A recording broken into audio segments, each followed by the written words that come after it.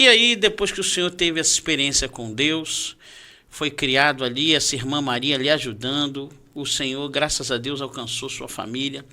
Quando o senhor sentiu a vontade e a vocação do Ministério da Palavra? Isso foi muito interessante, porque uma pergunta que eu tive quando criança qual o tamanho do meu Deus? Interessante. Qual o tamanho do meu Deus? Eu perguntei isso para uma professora e perguntei para o meu pastor, qual o tamanho de Deus? Eu queria entender o tamanho de Deus. E ela me respondeu, o tamanho do seu Deus é o tamanho da sua fé. É aquilo que você mais acredita. Deus não tem como mensurar, ele é gigantesco. E aquilo ali entrou no meu coração.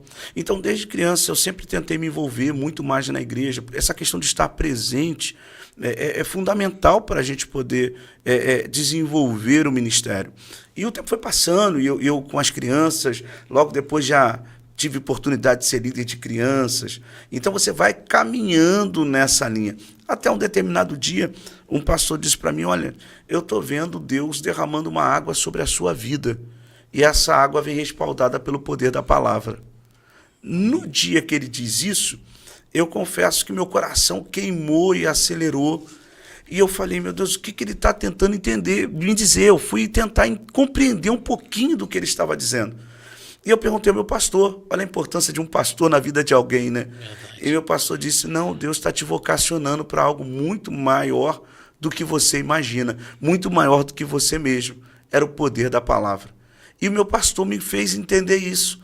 Olha a importância de um pastor na vida de uma criança, na vida de uma família que está presente na casa do Senhor. E eu fui caminhando, até um certo dia que alguém me pergunta na rua, diz assim, eu posso fazer uma pergunta? Eu falei, pode.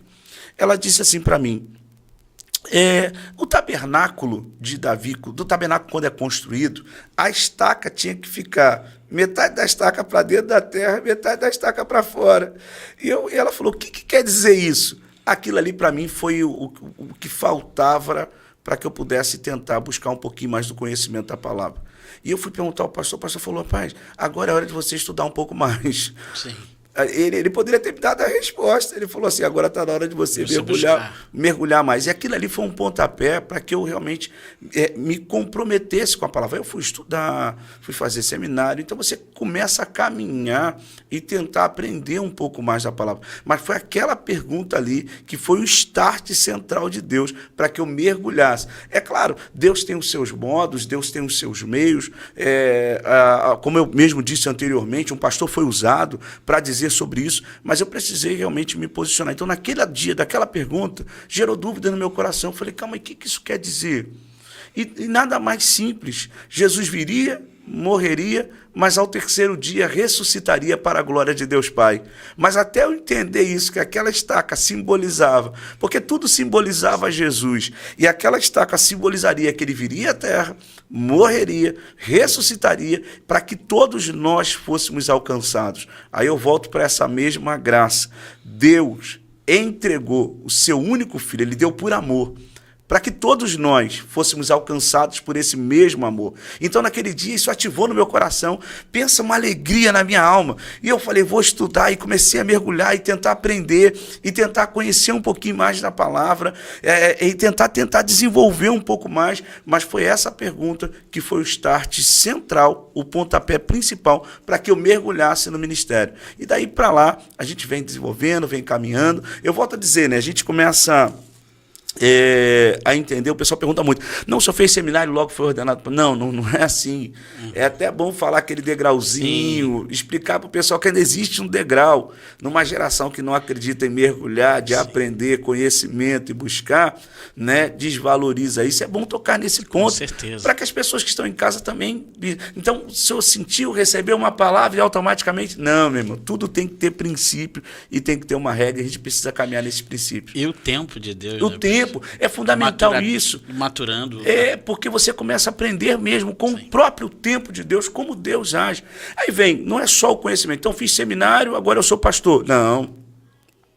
Eu passei pelos crivos, então tive o privilégio de poder ser diácono, né? Tive o privilégio de poder caminhar na linha de presbítero, tive o privilégio de ser pastor. Então, é toda uma sequência. E essa questão do tempo, eu sempre costumo dizer isso, numa conversa do tempo com o tempo mostrou para o tempo que ele sempre vai ser valioso para trazer amadurecimento, crescimento, desenvolvimento e principalmente um princípio básico, equilíbrio, para que você possa caminhar, construir, até porque outras pessoas estão sendo alcançadas através da nossa vida.